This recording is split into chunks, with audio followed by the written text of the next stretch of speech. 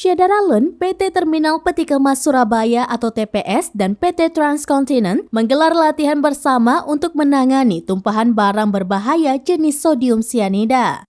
Latihan bersama ini berlangsung di PT Terminal Peti Kemas Surabaya atau TPS Jawa Timur pada Senin 12 Desember 2022.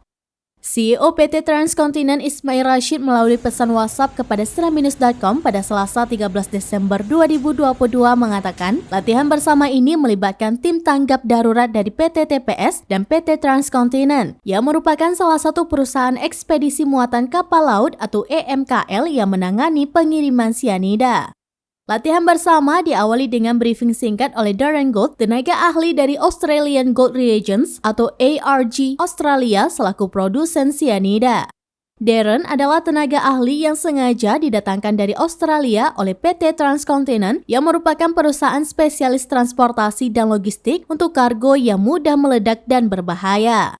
Dalam arahannya, Darren menjelaskan tentang apa itu sianida dan potensi bahayanya, serta bagaimana penanganannya yang tepat.